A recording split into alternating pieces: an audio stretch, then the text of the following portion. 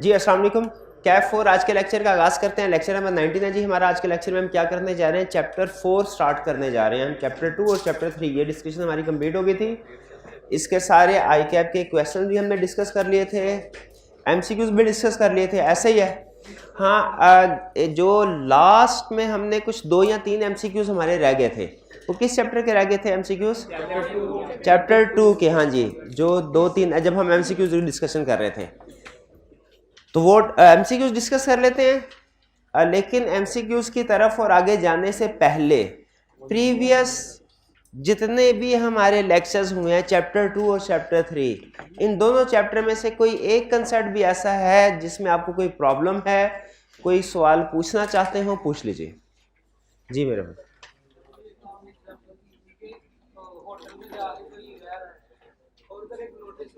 जी जी जी जी, और अब कस्टमर ने वो नोटिस नहीं करा, ठीक है, तो सामान चोरी हो गया। ठीक है। अच्छा, ये अल्फाज नोट कीजिएगा, कस्टमर ने नोटिस नहीं पढ़ा, इसके ऊपर मैंने डिबेट करनी है। अच्छा आगे, सामान चोरी हो गया, ठीक तो है, क्या वो रिकवर करवा सकता है होटल वालों से? अच्छा क्लियर, यही मैंने बताना, रिकवर करवा सकता है कि नहीं।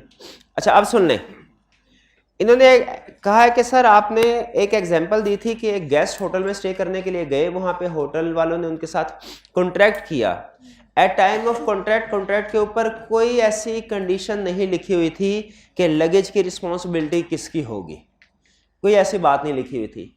जब गेस्ट अपने रूम में गया, उसने वहाँ पे सामान वगैरह सेट किया, तो फिर भी उसे नहीं पता चला, उसका वो बाहर सैर करने के लिए गया, सामान चोरी हो गया।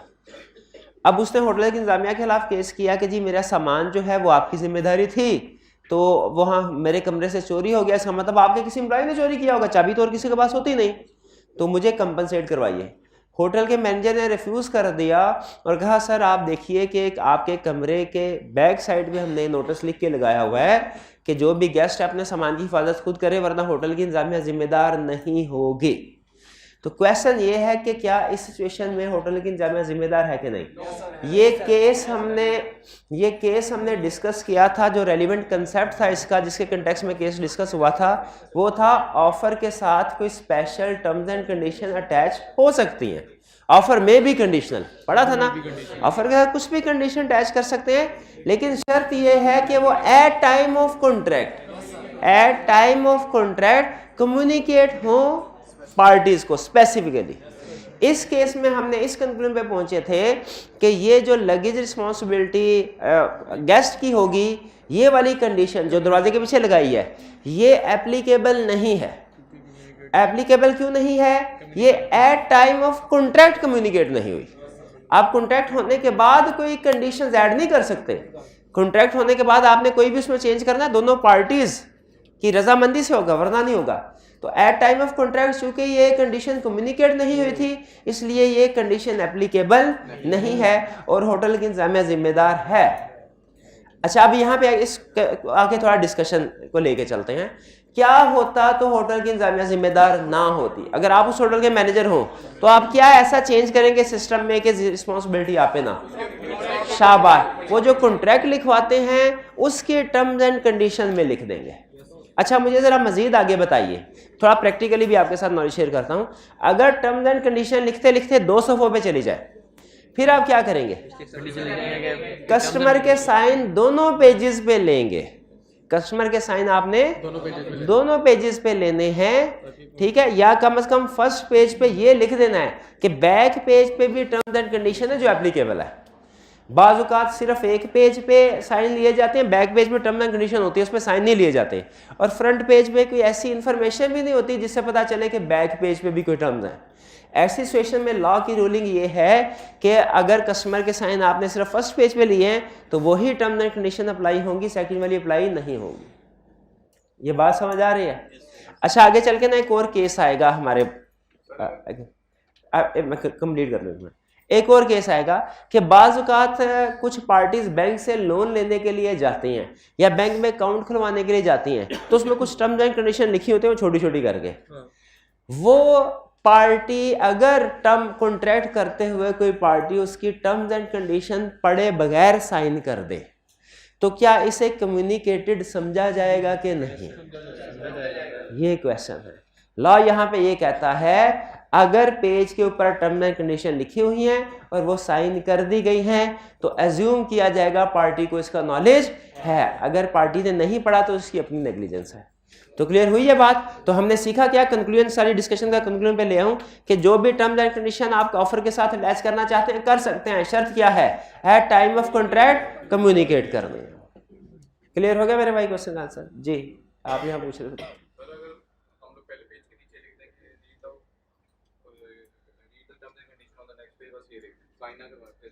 अगर ये लिख दिया जाए कि terms and condition on back page are also applicable और बैक पेज पे साइन ना करवाएं तो फिर भी कॉन्ट्रैक्ट वो बैक पेज वाली कंडीशन कम्युनिकेट समझी जाएंगी,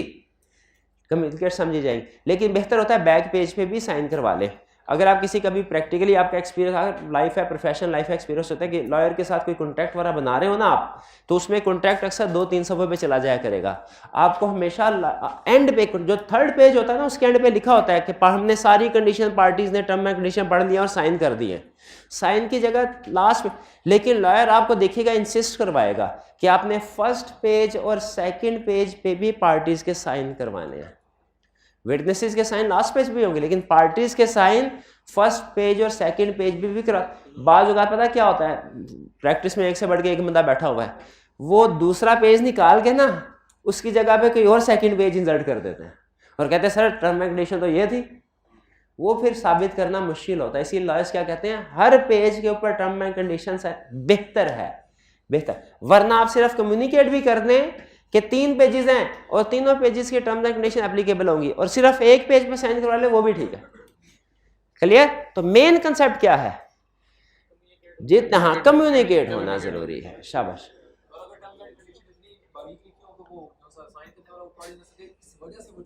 नहीं, इतनी बारीक लिखी है कि वो पढ़ी ना जा सके तो वो तो नहीं होना।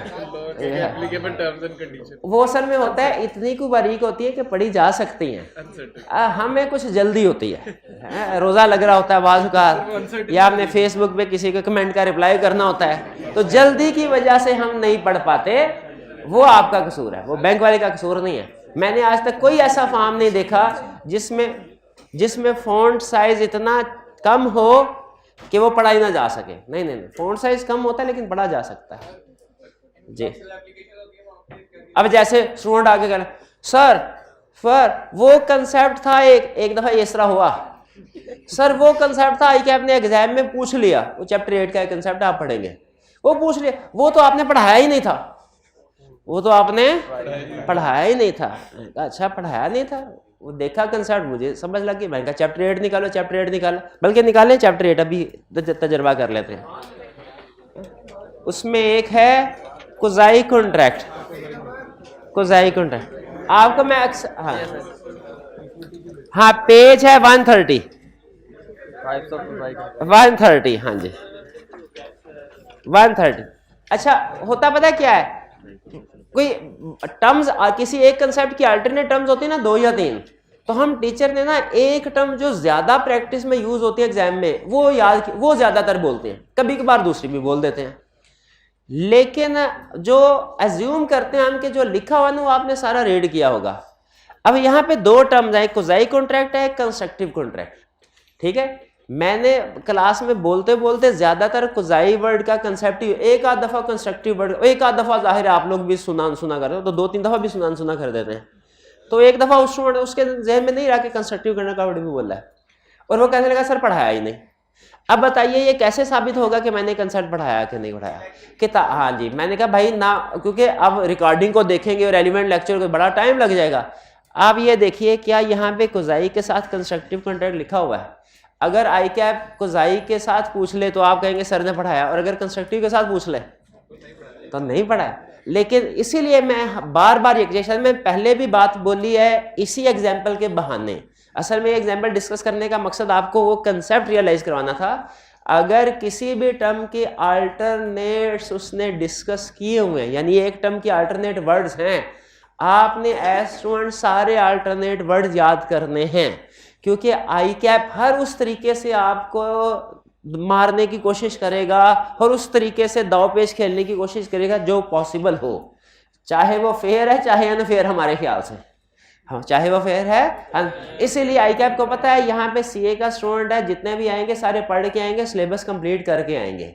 आई कैप फिर क्या करेगा, अल्फाज की मार मारेगा, हालांकि उसे क्या करना चाहिए, कंसेप्ट की मार मारनी चाहिए। कंसेप्ट की मार मारे हम फेल होते भी, अच्छा यार बड़ी अच्छी केस स्टडी बनाई थी उसने, ये चीज़ तो हमारे जहन में आई नहीं थी कि इस केस स्टडी में एक नहीं 2 चीज़ें इन्वॉल्व हो सकती हैं, मैं एक ही सोचता रहा इसमें दूसरी भी थी, चलो ये अच्छी बात है।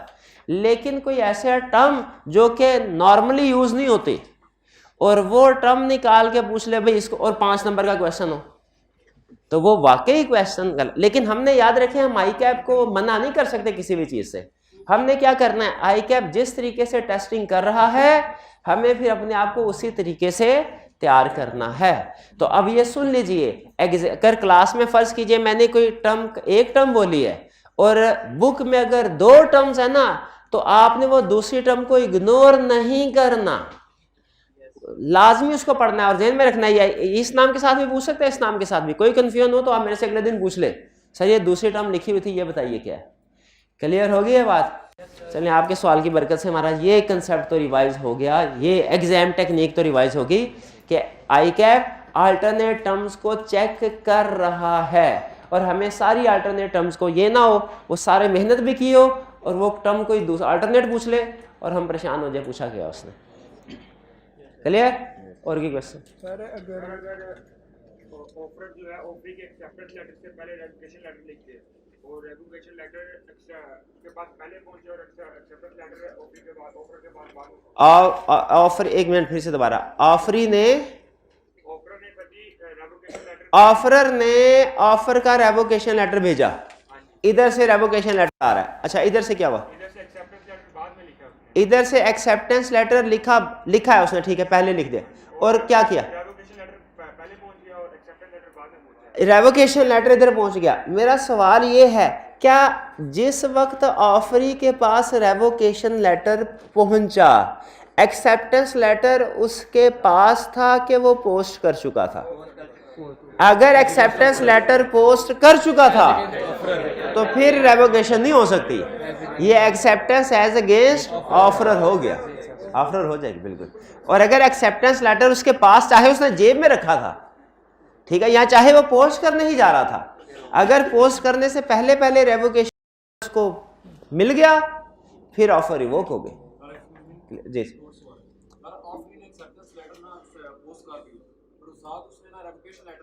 ऑफरी ने एक्सेप्टेंस लेटर पोस्ट कर दिया, साथ ही उसने रेवोकेशन लेटर भी पोस्ट कर दिया, दोनों लेटर इकट्ठे पहुंचे ऑफर के पास, मैं समझ गया आपका मसला, दोनों इकट्ठे पहुंचे तो क्या होगा, जो ऑफर लेटर पहले ओपन करेगा वो उसके नॉलेज में पहले है, ऐसे ही है ना? नहीं, ये उस पर डिपेंड नहीं करेगा कि वो दोनों में से जिसको मर्जी एक्सेप्ट करना है, नहीं, जो पहले, देखिए लॉ की रूलिंग के ऊपर है, जो पहले कम्युनिकेट हुआ। अब आपने अगला सवाल नहीं पूछना, अगला सवाल समझना क्या पूछेंगे आप, कि ये कैसे पता चलेगा कौन सा पहले खोल है, ये किसका काम होता है, वकील का। सर वो जो पहले ऑफर थी डोर वाली के, उसके पीछे पोस्टर लगाया था, जी जी, अगर at the time of information deliver ना हो, लेकिन जो ऑफर है वो अंदर जाता है वो देख ले कि ये लगा। अच्छा, उन्होंने कहा सर एक मिनट, उन्होंने कहा कि सर छोटा सा कहानी में ट्विस्ट ले आए, वो होटल वाली कहानी में at time of contract sign किया तो लगेज वाली कोई टर्म कंडीशन एग्री हुई थी, लेकिन जब गेस्ट कमरे में पहुंचा तो चोरी होने से पहले उसने नोटिस देख लिया कि गेस्ट अपने सामान की जिम्मेदारी खुद करेगा वरना होटल जामिया जिम्मेदार नहीं होगी।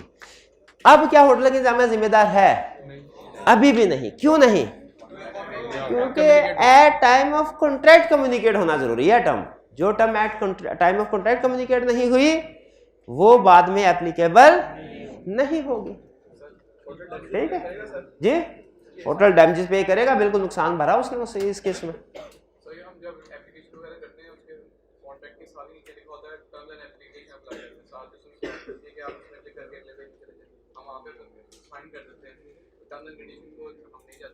हाँ जी, क्या वो टर्म्स एंड कंडीशन एप्लीकेबल है? थोड़ा सा इनके क्वेश्चन को चाहिए। उन्हें क्या सर अगर किसी वेबसाइट पे जाए तो वहाँ पे बाजू का लिखा होता है terms and condition apply starring mark करके, तो वो टर्म्स एंड कंडीशन जो लिखी हुई हैं वो अप्लाई होंगी, इसी तरह आप कोई अगर सॉफ्टवेयर वगैरह इंस्टॉल करते हैं तो आपने देखा होगा उसमें भी टर्म्स एंड कंडीशन होता है, लाइसेंस एग्रीमेंट होता है, जिसे हमने आज तक नहीं पढ़ा और ना कभी आइंदा कभी पढ़ेंगे।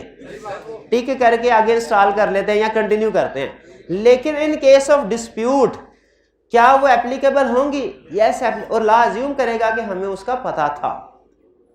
ठीक है, इसी तरह वेबसाइट पे भी किसी भी किस्म की ऑफर वगैरह में टर्म्स एंड कंडीशन, बाजू बात ऑफर करते हैं different companies, terms and condition apply होंगी तो बिल्कुल होंगी। चलिए अब चलते हैं हम अपने जी जी। फॉर एग्जांपल एक बंदा बैंक में लोन लेने के लिए जाता है और वो लिटरेटर से मतलब नहीं पढ़ना आता कि क्या टर्म्स एंड कंडीशन लिखी होती हैं, लॉ की लैंग्वेज होती है, तो अगर वो उसे इस तरह नहीं समझाते कि किस तरह ये चीज़ है, तो वो अगर कोई बंदा ऐसा है जो थोड़ा सा वो प्रैक्टिकल साइड पे ले गया, कोई ऐसा बंदा है जिसको कॉन्ट्रैक्ट पढ़ना नहीं आता, वो फॉर एग्जाम्पल कोई देहाती पर्सन है, फॉर एग्जाम्पल हमारी देहाती भाई हैं कोई, वो जाते हैं माशाल्लाह अल्लाह ताला ने पैसे बड़े दिए हैं, वो बैंक में अकाउंट खोल, लेकिन वो पढ़ नहीं सकते इंग्लिश को। तो इस सिचुएशन में अगर वो साइन कर देते हैं या वो उसके ऊपर थंब इंप्रेशन लगा दे, क्या वो कंडीशंस एप्लीकेबल होंगी? जितनी मेरी अंडरस्टैंडिंग है लॉ की, यस वो एप्लीकेबल होंगी, क्योंकि उसमें ये लिखा, उनको चाहिए क्या कि किसी भी पेज पे साइन करने से पहले लीगल एडवाइस ले ले। उन्हें कम से कम ये तो पता है ना, ये नहीं पता कि ये टर्म्स एंड कंडीशन क्या है, लेकिन ये तो पता है ना कि ये टर्म्स एंड कंडीशन है, ये तो पता है ना। अगर आप उनको ये कह देते ना, नहीं नहीं चाचा ये टर्म एंड कंडीशन नहीं है, ये सिर्फ ये है कि आपको भी हमने आपको इफ्तारी करवानी है तो उसके साइन करवा रहे हैं ताकि हमारे पास रिकॉर्ड में सबूत रहे कि आप आए थे, अगर ये कहलवा के साइन करवा दिए जाते हैं ना, फिर ये टर्म एंड कंडीशन एप्लीकेबल नहीं है। हाँ, ये शाबाश, ये फ्रॉडुलेंट एक्ट हो जाएगा। लेकिन अगर उनसे ये कहा जाए कि टर्म एंड कंडीशन है चाचा जी, ये इसके ऊपर साइन कर दें, और उनको पढ़ना नहीं आता, किसी से पढ़वा, ला ये कहता है किसी से पढ़वा ले। अगर उनको पढ़ना नहीं आता, किसी अगर वो पढ़े बगैर लगा देते हैं समझे बगैर, तो लॉ अज्यूम करेगा कि ये सारी टर्म्स एंड कंडीशन इनको पता थी, कम्युनिकेटेड थे। क्लियर जी? और कोई क्वेश्चन? वो मुझे याद आ गया कि इंडियन मूवी में कुछ इस तरह का केस था कि मर्डर का केस था, उसमें कुछ गवाह थे, नहीं सीआईडी में नहीं, ये था नो वन किल्ड जैसी का, ये इसमें उससे साइन करवा लेते हैं पुलिस, बयान पहले वो बयान दे देता है कि जी मैंने देखा है कि किसने मर्डर किया है, और वो बयान होता है हिंदी में उनके, और उसके बाद जो दूसरी पार्टी पावरफुल होती है वो प्रेशर डालती है, एक एक करके सारे जितने भी विटनेस होते हैं वो मुकरना शुरू हो जाते हैं। तो जिसने वो तहरीरी तौर पे कहा था वो भी मुकर जाए, वो कहता है मुझे तो हिंदी आती नहीं, मुझे तो इंग्लिश आती है सिर्फ। तो उसमें वो आगे दिखाते हैं किस तरीके से उसको प्रूव करते हैं कि उसको हिंदी भी आती है। तो वो जो एग्रीमेंट था, वो जो उसने बयान दिया था वो वैलिड था। ठीक है, अगर आपको किसी लैंग्वेज में, जापानी लैंग्वेज में फॉर एग्जांपल गए उधर, वीज़ा वालों ने कहा साइन करो फिर वीज़ा मिलेगा, और आपने साइन कर दिया, बाद में आप कह सकते हैं मुझे ज़बान आती नहीं है, नहीं आती तो फिर साइन क्यों किए थे? आपको ये तो पता था कुछ ना कुछ ऑफिशियल टर्म एंड कंडीशन है जिस पर साइन करने जा रहे हैं। चलिए अब चलते हैं एमसीक्यूज की तरफ। 26। अच्छा, आपको ऑफर की सारे याद है ना? मैं एग्जैक्टली नहीं बता रहा आपको ये कि किस कंसेप्ट पे बेस है, लेकिन चैप्टर 2 याद है ना, भूले तो नहीं ना? ठीक है, इसलिए मैंने कहा था कि आपको जब हम चैप्टर 3, 4 पे जाएंगे ना, चैप्टर 2 के भी कुछ ना, या चैप्टर 3 के प्रीवियस चैप्टर के भी क्वेश्चन देता रहूंगा। मकसद क्या था? रिवीजन होती रहे। तो रिवीजन के लिए तैयार कह रहे हैं, Aziza is a home based baker famous for making themed cakes for special occasions. On 5th September 22, a discount offer was made. अच्छा, एक ज़हन में रखिएगा, उसने लिखा है ए डिस्काउंट ऑफर। इससे अक्सर स्टूडेंट्स ने कंफर्म कर लिया कि ये ऑफर है, कि अक्सर स्टूडेंट इस लफ्ज की वजह से इस नतीजे पे पहुंच गए कि ये ऑफर है। Discount offer was made on Aziza social media account with the caption order today to avail special price of rupees 2000 per pound for our special chocolate fudge cake, delivery within 24 hours। अब बताइए, ये जो general public को वो information दे रही है अपनी product के बारे में, उसकी प्राइस के बारे में, ये क्या है? Invitation to offer, circulation of price. याद है उससे? बस फर्क सिर्फ यह है कि उसने हमें जब किताब में एग्जांपल दी ना, उसने कहा जैसे ईमेल्स वगैरह आपको आती है सर्कुलेशन ऑफ प्राइस में, यहाँ पे उसने थोड़ा सा उसको अपग्रेड करके उसने ईमेल की बजाय सोशल मीडिया की एग्जांपल दे, लेकिन कंसेप्ट तो वही है। ठीक है, अब इसका मतलब है ये है हमारा circular invitation to offer, invitation to offer is not offer. फिर क्या हुआ, Sadia message Aziza on the same day for placing an order for a 2.5 pound cake. अब ये जो सादिया है ये इसकी तरफ से एक्सेप्टेंस है कि इसकी तरफ से ऑफर है? इसकी तरफ से ऑफर है, शाबाश। Aziza replied that she will charge ₹3000 per pound for the cake as she has received many orders and will now charge premium price। अब हाँ, ये अब अजीजा की तरफ से काउंटर ऑफर है जिससे ओरिजिनल ऑफर भी कैंसिल हो गई। ठीक है, आपको सारा एक स्टेप समझ आ गए। पहले था सर्कुलेशन ऑफ प्राइस, इनविटेशन, फिर उसके बाद इनविटेशन ऑफर बाद ऑफर हुई, ऑफर के बाद ऑफर काउंटर ऑफर। क्या कॉन्ट्रैक्ट हुआ? कॉन्ट्रैक्ट नहीं हुआ, counter offer cancel, original offer. कह रहा can Sadia compel Aziza to sell the cake at ₹2000 per pound? No. अच्छा अब देखिए, फिर वही चीज जो पहले बताई थी, ये दोनों ऑप्शन तो क्लियरली रूल आउट हो गई। नो, ये दोनों नो नो ठीक है, डिसीजन दोनों में ठीक है, तो हमें किस ऑप्शन को पिक करना है जिसमें बेसिस ऑफ डिसीजन भी ठीक हो, क्योंकि डिसीजन और बेसिस ऑफ डिसीजन दोनों का ठीक होना जरूरी है। पहले में कह रहे because Aziza of offer was not specifically given to Sadia, नहीं नहीं, वो तो किसी को भी दी जा सकती है। दूसरा, because Sadia's offer has not been accepted by Aziza, हाँ जी, सादिया की ऑफर अजीजा ने एक्सेप्ट नहीं की। ठीक है, तो इसीलिए इस केस में करेक्ट ऑप्शन क्या होगी हमारी? बी होगी। क्लियर? चलिए 26 के बाद 26 में कोई प्रॉब्लम तो नहीं? इनविटेशन टू ऑफर, ऑफर और काउंटर ऑफर में डिफरेंस, ये अच्छा क्वेश्चन था उसमें, इसमें तीनों कंसेप्ट उसने टेस्ट किए। 27 पे चलते हैं। On 1 June 22 Ali made an announcement promising to pay a reward of ₹90,000 to any person who would find his lost dog. Any person? अच्छा, कह रहा है Sarim came to know about the announcement on 15 June 2022 and decided to find the dog. 15 जून को सारिम ने फैसला किया कि वो डॉग को ढूंढेगा। क्या 15 जून को कॉन्ट्रैक्ट हो गया? क्यों नहीं हुआ, क्वेश्चन बता सकता है? हाँ, इसलिए कि इसमें ऑफर के साथ कंडीशन अटैच थी, whoever finds dog। तो जब तक कोई वो कंडीशन पूरी नहीं करेगा उसके साथ कॉन्ट्रैक्ट नहीं होगा, उसके साथ कॉन्ट्रैक्ट नहीं होगा। तो 15 जून को उसके साथ कॉन्ट्रैक्ट नहीं क्यों नहीं हुआ? क्योंकि अभी जो कंडीशन थी डॉग ढूंढने वाली वो उसने पूरी नहीं की। On 30th June 22 Sarim found the dog and handed it over to Ali on the same day. 30 जून को ढूंढा और उसने अली के हवाले कर दिया। अब बताइए कॉन्ट्रैक्ट किस दिन हुआ? 30, क्योंकि उसने कंडीशन थी वो उसने पूरी कर दी। फिर कह रहे Ali paid the reward of 90,000 to Sarim on 10 July. In the above scenario, the contract between Ali and Sarim was formed on 30th June। First को ऑफर हुई, 20 को उसने मेंटल एक्सेप्टेंस दी, अब कंडीशन पूरी नहीं की, और कम्युनिकेट, हाँ जी, और कंडीशन पूरी नहीं की, इवन कम्युनिकेट भी कर देता ना तो स्टिल कंडीशन, हाँ जी बिल्कुल स्टिल कंडीशन। जैसे मैं अनाउंस करूं कि जी जो हमारे टेस्ट में टॉप पोजीशन होल्डर होंगे उनको 100 पीस प्राइज मिलेगा।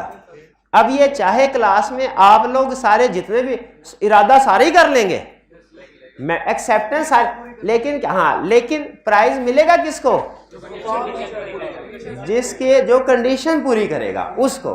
और कब कंडीशन पूरी होगी? जिस दिन टेस्ट का रिजल्ट आएगा उस दिन। तो इसीलिए जो इसमें कॉन्ट्रैक्ट हुआ वो किस दिन हुआ? 30 जून को। शाबाश। तो 27 में करेक्ट ऑप्शन क्या हुई? पॉइंट सी। जी जी, कंडीशन में लिखा है कि जो डॉग को फाइंड करेगा, अगर वो 30 को मतलब से मिलता है और वो देता 2-3 दिन बाद, तो तब कब? अगर 30 को उसे मिल गया, उससे कम्युनिकेट बाद में करवाया, तो कंडीशन 30 को पूरी हो गई, कॉन्ट्रैक्ट 30 को हो गया। ठीक है, जैसे कॉलेज वाले आपको कहते हैं आपको एडमिशन तब दिया जाएगा, फीस जमा करवाएंगे, आप फीस 30 को करवाएं, 30 मई को, बताएं 4 जून को, ठीक है। तो कंडीशन जो पूरी होगी ना, जो कंडीशन बताई गई थी, कॉन्ट्रैक्ट उस दिन हो गया, ठीक है, क्योंकि वो आपने कंडीशन पूरी कर दी। नेक्स्ट है 28, Kamal and Jamal are brothers who live in identical bungalows constructed side by side. ये कर लिया था हमने, ये कर, ये ज़बानी कलाम में डिस्कस किया था मेरे ख्याल में मैंने एक क्लास में। स्टैरिक इसलिए नहीं है कि ये लेटेस्ट अटेम्प्ट का स्प्रिंग 23 का, तो आई कैप की बुक अटेम्प्ट पहले वाले क्वेश्चन होते हैं। आई कैप की अगर बुक लेटेस्ट कभी हो आए भी तो उसमें लास्ट अटेम्प्ट के क्वेश्चन है, इसलिए ये है आई कैप का ही, लेकिन आई कैप की बुक में नहीं। स्टैरिक क्यों नहीं है? आई कैप की बुक में नहीं है, लेकिन आपको लग नहीं रहा क्वेश्चन अच्छा है? कैसे लग रहा है? लेंथी क्वेश्चन है। Kamal engaged Aqib to paint the servant quarters of his bungalow and showed him the location. On 5th March 23, Aqib arrived at the location while Kamal was away on a business trip.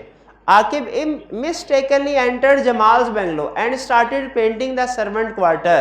Jamal saw Aqib but did not stop him. Contract हो गया। तो ये जो वो चुप रहा है, ये क्या है? Implied acceptance. शाबाश, ठीक है। Can Aqib recover his services charges from Jamal? Yes. क्यों? Because employed acceptance. B option correct. Clear जी? तो अब हमारे चैप्टर 2 और चैप्टर 3 का एक एक क्वेश्चन हमने डिस्कस कर लिया आई कैप का, बल्कि कुछ एडिशनल क्वेश्चन भी है वॉल्यूम 2 में, वो भी हम साथ साथ प्रैक्टिस कर रहे हैं। ऐसे ही है। और क्या हमने जो वॉल्यूम जो MCQs हैं वो भी सारे एक एक MCQ डिस्कस कर लिया है। स्टैरिक वाले यानी आई कैप वाले सारे कर लिए। आई कैप के अलावा जो एडिशनल MCQs है वो मैंने आपसे कहा हुआ है कि आपने खुद अटेम्प्ट करने, आपको गो हेड दे दिया ना, अब आपने खुद अटेम्प्ट करने हैं। उसमें कोई भी प्रॉब्लम आई तो आपने मुझसे पूछना है। ऐसे ही है। तो क्लास में कोई स्टूडेंट है जिसने चैप्टर 2 और 3 के सारे MCQs कर लिए हो? 1 2 3 4 5 बस 7 8 है। और हाइब्रिड क्लास में, हाइब्रिड क्लास में भी हाथ उठाए ना।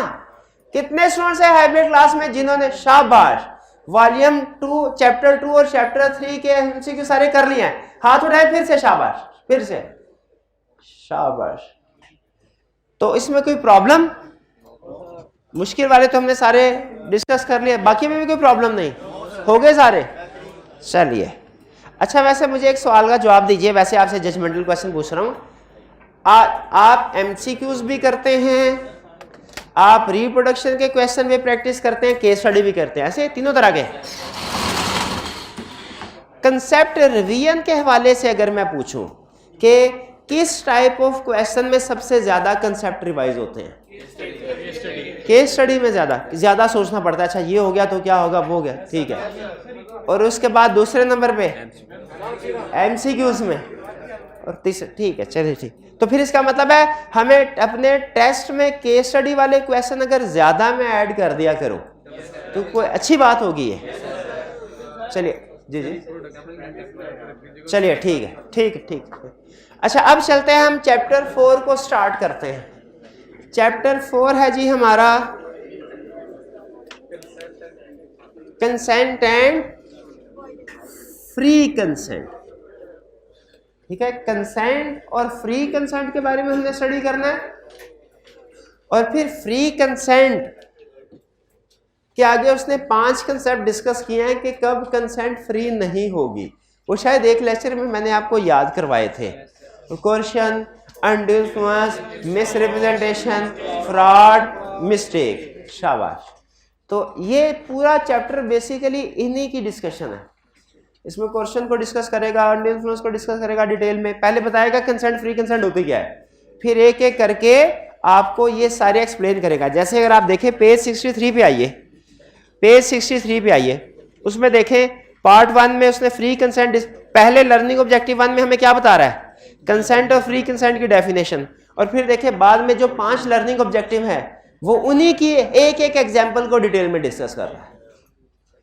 ठीक है, और फिर इसके बाद पार्ट 2 में वो वाइड एग्रीमेंट्स हमें बता रहा है, वाइड एग्रीमेंट्स की डिटेल। अच्छा, अब वाइड एग्रीमेंट्स तो हम चैप्टर 3 में भी पढ़ चुके हैं, नहीं पढ़ चुके? डेफिनेशन नहीं पढ़ी थी, एग्जाम्पल्स भी पढ़ी थी। वाइड वो agreement opposed to public policy था जिसमें इलीगल एक्ट, वो यहाँ पे वो 3 खास तरह के कॉन्ट्रैक्ट्स की डिटेल, वहां पे आपने नोट किया होगा, सिर्फ हमने नाम या हेडिंग पढ़ी थी, डिटेल नहीं पढ़ी थी। उनमें से कुछ एग्रीमेंट्स जो ज्यादा अहम है उनकी डिटेल आप इस चैप्टर में पढ़ेंगे। तो ये चैप्टर बेसिकली चैप्टर 4 क्या है, फ्री कंसेंट की 5 हमें टाइप्स बताता है जब फ्री कंसेंट नहीं होती हर एक की डिस्कशन, और फिर इसके बाद 3 ऐसे एग्रीमेंट्स या कॉन्ट्रैक्ट्स की डिटेल, एग्रीमेंट्स की डिटेल बताता है जिनके बारे में हमने इससे पहले पढ़ लिया है, लेकिन यहाँ पे डिटेल स्टडी करेंगे। क्लियर? ये इस पूरे चैप्टर का थीम था जो मैंने आपके सामने रखा, ताकि चैप्टर पढ़ने से पहले आपको पता हो इस चैप्टर में आप क्या डिस्कस करने जा रहे हैं। तो इस चैप्टर में जो सबसे ज्यादा टॉपिक डिस्कस हुआ फ्री कंसेंट का है। तो फ्री कंसेंट को हम स्टार्ट करते हैं। पहले वो कहता है कंसेंट का मतलब समझ लो क्या होता है। लॉ में ना कुछ दूसरे मुल्कों की या कुछ दूसरी लैंग्वेजेस की टर्म्स भी यूज होती हैं, ठीक है, खास तौर पे लातीनी ज़बान की, ठीक है, और शायद कुछ रोमन भी अल्फाज यूज होते हैं। तो इससे पहले हमने एक टर्म पढ़ी थी क्विड प्रो को। क्विड प्रो को का मतलब समथिंग इन रिटर्न, ये कंसिडरेशन की तरफ इशारा कर रहा है उसका, ठीक है। अच्छा, फिर एक टर्म पढ़ी थी एब इनिशियो, इसका मतलब from start, from initial stage, जब कॉन्ट्रैक्ट स्टार्ट से ही फारग हो, इसे कहते हैं वॉइड एब इनिशियो। और जब पहले तो वो कॉन्ट्रैक्ट था बाद में वॉइड हुआ तो उसे हम सिंपल वॉइड कहते हैं, वॉइड कॉन्ट्रैक्ट, वॉइड, हाँ जी, वॉइड एब इनिशियो नहीं कहते। उसी तरह आज आप एक और टर्म सुनने जा रहे हैं, consensus ad idem. Ad consensus का मतलब होता है कंसेंट होना, एग्री होना। एड आइडम का मतलब है एज इट इज, यानी कंसेंट का मतलब यह हुआ किसी चीज पे एज इट इज एग्री होना, agreeing on same thing in the same sense, same thing in the same sense. जैसे फर्ज कीजिए आईकैप की बुक में इसकी आसान तरीन उसने एग्जांपल दिया। उसने एग्जांपल में क्या, उसने कहा एक बंदे के पास हैं 2 गाड़ियां, एक ब्लैक और एक वाइट। वो दूसरे के साथ एग्रीमेंट करता है, कहता है I will sell you my black car for ₹2 million, ठीक है। अब दूसरा पर्सन भी कहता है यस। इसमें देखें दोनों पार्टी सेम थिंग पे एग्री हो रही है। सेम थिंग कौन सी है? ब्लैक। और सेम सेंस में एग्री हो रहे हैं बिल्कुल, कि एक पार्टी दूसरे को सेल करेगी, दूसरी पार्टी उसको बाय करेगी। अगर इसी सिचुएशन को मैं थोड़ा सा चेंज कर दूं, सेलर समझ रहा है वो ब्लैक सेल कर रहा है, बायर समझ रहा है वो व्हाइट बाय कर रहा है, क्या ये agree on same thing in same sense का केस है? हम कहेंगे कंसेंट नहीं है इसमें। नहीं, इसमें कंसेंट ही नहीं है। ये मैं कंसेंट समझा रहा हूं अभी आपको, इसमें कंसेंट ही नहीं है। अच्छा, अगर आप थोड़ा सा सोचें तो इस सिचुएशन के ऊपर कंसेंट का प्रोविजन तो अप्लाई हो रही है, एक और लीगल प्रोविजन भी अप्लाई हो रही है, सर्टेनिटी वाले। शाबाश, ये अनसर्टन है, ये लैक ऑफ सर्टेनिटी की वजह से भी ये वॉइड है और कंसेंट ना होने की वजह से भी वॉइड है। याद है सर्टेनिटी के एग्जाम्पल में भी, उसमें एक बंदा जो बहुत से टाइप्स ऑफ ऑयल बेच रहा था, वो जब किसी भी एक ऑयल का एग्रीमेंट करता है, हमने कहा था ये लैक ऑफ अनसर्टेनिटी है, पता नहीं कौन से वाला ऑयल की ट्रेड हो रही है। लेकिन अगर वो एक कोकोनट ऑयल में ही डील करता है तो फिर वो कंफर्म हो जाता है हमें। इसी तरह अगर एक पर्सन के पास गाड़ी ही एक है, अब की बार ब्लैक कार है, एक ही है, अब की बार भी वो एग्रीमेंट करता है और नहीं बताता कौन से कलर की कार, ये सर्टन, इसमें कंसेंट है। क्लियर? तो कंसेंट का मतलब क्या है? Agreeing on same thing in the same sense, same thing in the. मेरा अब एक रियल एग्जांपल बताता हूं आपको, एक दफा मेरे साथ ये हुआ हो। मेरे इन भाई के साथ कुछ लेन देन चल रहा है, कभी मैं इनको पैसे देता हूँ, ये मुझे वापस कर देते हैं, कभी ये थोड़ा मुझे पैसे एडवांस दे देते हैं, मैं इनको वापस कर देता हूँ। एक दिन बैठ के हमने कहा यार हिसाब किताब लगाते हैं, तो मैंने कहा अच्छा, मैंने हिसाब किताब लगाया, मेरे रिकॉर्ड के मुताबिक जो है ना 20,000 रुपये बनता है, कि मैंने इसे 20,000 लेना था। मैंने कहा मेरे मुताबिक बैलेंस कितना है, 20,000 रुपये बनता है। तो ये कहने लगा अच्छा लाओ दो, मेरे मुताबिक भी यही है। अब है अमाउंट 20,000, मैं कह रहा हूं कि मैंने रिसीव करने हैं, ये कह रहा है कि नहीं मैंने 20,000 रिसीव करना है। अब क्या ये कंसेंट है हमारी? नहीं है। सेम अमाउंट तो चाहे है लेकिन सेम सेंस नहीं है। वो कह रहा है मैं रिसीव करना, वो कह रहा है पे करना। तो इसीलिए लॉ ने कहा जब दो party same thing same sense में एग्री करेंगी तो उसे हम कहेंगे कंसेंट। कंसेंट अगर कंसेंट ना हो तो सिंपल एग्रीमेंट क्या है? ये मैंने कंसेंट बताया, आपको ज़हन में रखिएगा, फ्री कंसेंट नहीं बता रहा अभी। अच्छा, अगर कंसेंट हो जाए यानी party same thing same sense में एग्री करते हैं, ठीक है। मैं भाईजान को ये कहता हूं अगर आपने अपनी मोटरसाइकिल मुझे 50 रुपए में ना बेची तो फिर समझ गए, तो फिर आज की इफ्तारी आपकी कॉलेज में ही होगी। और ये खुश हो गए, फिर मैंने कहा पूरी बात सुन लें, कल की सहरी भी कॉलेज में होगी। इनको अल्लाह फिर खुश हो गया, ऐसे ना करे यार। अनलॉफुल डिटेन करने की धमकी दी मैंने। कौन सी धमकी दी? अनलॉ डिटेन करने की अपने पास, या इनको जान से मारने की धमकी दी, ठीक है।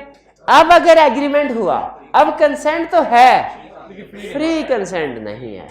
तो जब कंसेंट फ्री ना हो तो एग्रीमेंट होता है वाइड। अच्छा, किसके ऑप्शन पे? एग्रीव्ड पार्टी, जिसने फोर्सफुल कंसेंट ऑब्टेन की या जिसकी कंसेंट ऑब्टेन की गई। ऑब्टेन करने वाला या जिसकी कंसेंट, बिल्कुल इन भाईजान की ऑप्शन पे ये कॉन्ट्रैक्ट वाइडेबल है, मेरी ऑप्शन पे नहीं, मेरी ऑप्शन पे नहीं। ये बात समझ आई? तो ये है फ्री कंसेंट। केस स्टडी में मुझे फांसी नहीं, ऐसे ना कर यार, इस छोटे से काम पे फांसी तो नहीं ना मुझे होनी चाहिए। कोई 2-4 साल कैद काफी है, कह रहा है आपको तो फांसी होनी चाहिए। अच्छा चले, तो अब अच्छा 20 लाख, यानी 20 लाख की परवाह है, मेरी फांसी की परवाह नहीं है। कह रहा 20 लाख कौन पढ़ाएगा? शाबाश है, बड़े हमदर्दी ना करते नहीं मेरे। चलिए, तो फ्री कंसेंट। अच्छा, अब आपके लिए केस स्टडी में, किसी भी केस स्टडी में 2 चीजें डिसाइड करना अहम होगा। पहली चीज, क्या इसमें फ्री कंसेंट है या नहीं, और दूसरी चीज किसकी फ्री कंसेंट नहीं है। क्योंकि आप जब डिसीजन लिख रहे होंगे ना, तो आप ये लिखेंगे कि मिस्टर ए की ऑप्शन पे कॉन्ट्रैक्ट वाइडेबल है या मिस्टर बी के, ये नाम लिखना होगा। तो जहां ये पहचानना है ना कि फ्री कंसेंट है कि नहीं, तो वहां पे ये भी पहचानना है कि इसमें एग्रीड पार्टी कौन है। आगे नहीं, मेरे लिए कुछ भी नहीं है ये। मेरे पॉइंट, ये कॉन्ट्रैक्ट वाइडेबल वो होता है जो किसी एक ही ऑप्शन पे इन्फोर्स हो जाए, दूसरे की नहीं। एग्रीड पार्टी मुझसे लाभ पूछता भी नहीं है, मेरे लिए तो समझ ले वैलिड है कि अगर इसने यस कर दिया तो मुझे पूरा करना। हाँ, खामोशी, रजामंदी, क्यों यार? Silence is not acceptance. हमने ना ना ना ना, अब नहीं, अब टाइम, अब एग्जांपल दे के आगे जाऊंगा। अब नहीं, मैंने ऑफर लेटर सेंड किया आपको और कहा 5 दिन के अंदर अगर जवाब ना मिला तो साइलेंस एक्सेप्टेंस हो जाएगी? साइलेंस एक्सेप्टेंस नहीं है ये, ठीक है, अगर वो इग्नोर कर देते हैं। साइलेंस एक्सेप्टेंस कब बनती है? कब बनती है? जब कंसिडरेशन रिसीव कर ले जाए, जब कंसिडरेशन, हाँ जी, तब वो जो आपके जहन में मिसाल आ रही है ना, उसमें भी साइलेंस एक्सेप्टेंस नहीं है। वो जो आपके उसमें साइलेंस एक्सेप्टेंस कब होती है? जब हक महर हाथ में दिया जाता है और वो पकड़, हाँ नहीं की acceptance of consideration is acceptance. वो कंसिडरेशन एक्सेप्ट कर लिया ना, वो एक्सेप्टेंस होगी, साइलेंस थोड़ी होगी यार। अच्छा, वो गाड़ी वाली एग्जाम अब नहीं जाने देना है ऐसे। वो हमने हमने जो कुली वाली मिसाल पढ़ी थी, कौन सी थी मिसाल? ना मुझे भी खुश कर, मुझे भी पता चले आपको भी ज्यादा। हाँ, कुली हमारे कहे बगैर सामान उठा के ले गया और हम साइलेंट रहे। हम ये वाली साइलेंस एक्सेप्टेंस है। ये क्यों? एक कंसीडरेशन एक्सेप्ट कर रहे हैं। शाबाश। चलिए अब फ्री कंसेंट की तरफ क्या बात है? कोई बात नहीं, लेकिन मैं ये चाहता हूं आपको केस स्टडी के अंदर ये फर्क करना आए कि साइलेंस के आगे भी दो पॉसिबिलिटीज हैं। एक में आप कंसीडरेशन रिसीव कर रहे होते हैं और एक में कंसीडरेशन रिसीव नहीं कर। अगर कंसीडरेशन रिसीव नहीं कर रहे तो साइलेंस इज नॉट एक्सेप्टेंस, और अगर कंसीडरेशन रिसीव कर रहे हैं तो फिर साइलेंस इज एक्सेप्टेंस। सर मैं कह रहा था कि इस एग्रीड पार्टी के अवॉइडेबल होती है, अगर वो उसे इनफोर्सेबल बात ना करवाए तो उसकी तरफ से तो वैलिड ही है।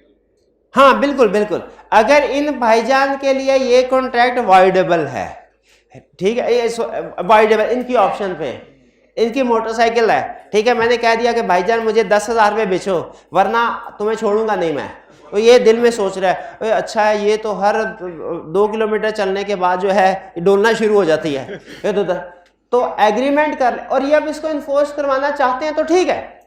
यानी जिस पर्सन के लिए कॉन्ट्रैक्ट वाइडेबल होता है ना, उसकी मर्जी है, उसको वारा खाता है तो वो कॉन्ट्रैक्ट को चलने दे, और अगर उसे वारा नहीं खाता तो वाइडेबल कर दे। तो अगर ये कुछ भी एक्शन नहीं लेते इसका मतलब ये इनको मंजूर है, वो कॉन्ट्रैक्ट फिर वैलिड समझा जाएगा। ठीक है, आगे चलते हैं। Free consent. अच्छा, फ्री कंसेंट, कंसेंट कब फ्री नहीं है? जब ये 5 चीजें हो तो कंसेंट फ्री नहीं है। कौन सी 5 चीजें? Coercion, undue influence, misrepresentation, fraud, mistake. Coercion का मतलब बताऊं? इधर आ मेरा भाई है, इधर प्रैक्टिकली बताते हैं इसको। कोर्शन का मतलब ना ना ना अब नहीं, अब ना ना अब नहीं। केस स्टडी किया कि नहीं? केस स्टडी करके आओगे कि नहीं? कल केस स्टडी करके आओगे कि नहीं? अगर केस स्टडी करके ना, हाथ आगे कर, हाथ आगे, इधर कर, इतना आगे भी ना कर, तो मूड भी बना लिया खानी है जरूर, थोड़ा सा पीछे रख, लगी ना जाए। अगर केस स्टडी ना करके आए तो, ना करके आए तो ठीक है, ये है क्वेश्चन। ये क्या है? क्वेश्चन। और भाई तुम भी करके आओगे कि नहीं? कि दबाऊं बटन, करके आओगे? ये है क्वेश्चन, 2 बार, ये है क्वेश्चन। ठीक है, अच्छा तो फिर अनड्यू इन्फ्लुएंस भी पूछ ले। अनड्यू इन्फ्लुएंस में ए भाई केस स्टडी करके आएगा? भाई नहीं है, करके आएगा ना। देख, अगर तू भाई को समझता है कुछ है, भाई को भाई समझता है, भाई से प्यार करता है, तो फिर कल केस स्टडी करके आए। अरे भाई कल तेरे मेरे प्यार का इम्तिहान है, करके आओगे? शाबाश। ये क्या है? Undue influence. कैसे चैप्टर 4 क्या 5 की भी कराता हूं। ये क्या है? अनड्यू इन्फ्लुएंस, यानी इमोशनल ब्लैकमेलिंग। आई कैप ने एक जगह बड़ा अच्छा लफ्ज़ इस्तेमाल किया, मुझे और भी डिफरेंस थे वो बोंगे से, ये बड़ा अच्छा मुझे लगा। कहा इमोशनल ब्लैकमेलिंग जो है, इमोशनली प्रेशराइज करना किसी को, ये क्या है? ये अनड्यू इन्फ्लुएंस। और फिजिकली प्रेशराइज करना किसी को, कोर्शन। शाबाश। तो कोर्शन और अनड्यू इन्फ्लुएंस में फर्क समझ आ गया आपको? चलिए फिर मेरा ख्याल है आज के लिए इतना ही, ठीक है ना? हाँ, वैसे भी आपने ईद की तैयारियां भी करनी होगी। कोई क्वेश्चन यहाँ तक पूछना चाहते हो तो पूछ ले। अभी तक हमने अभी तक आज के चैप्टर 4 के हवाले से क्या सीखा? आपके क्वेश्चन डिस्कस हुए, एमसीक्यू डिस्कस हुए, उसके बाद चैप्टर 4 के हवाले से डिस्कशन हुई 3 चीज़ों की। पहला हमने कंसेंट को पढ़ा, कंसेंट क्या होता है। फिर हमने स्टडी किया फ्री कंसेंट कब नहीं होती, फ्री कंसेंट कब नहीं होती, 5 चीज़ें। और फिर इसमें से 2 चीज़ें कोर्शन और अनड्यू इन्फ्लुएंस, इनका कंसेप्चुअली डिफरेंस पड़ा। ये सारी चीजें समझ आ गई आपको? चलिए बस आज इसका मतलब है आपने आज का लेक्चर समझ लिया। क्वेश्चन पूछना चाहते हो पूछ लें।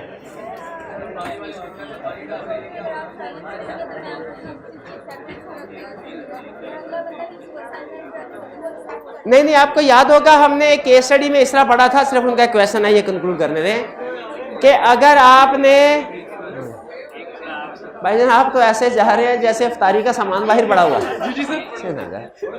एक है, अगर ऑफर के अंदर जाते जाते ये भाई जवाब देंगे तो सबको छुट्टी होगी एंड पे।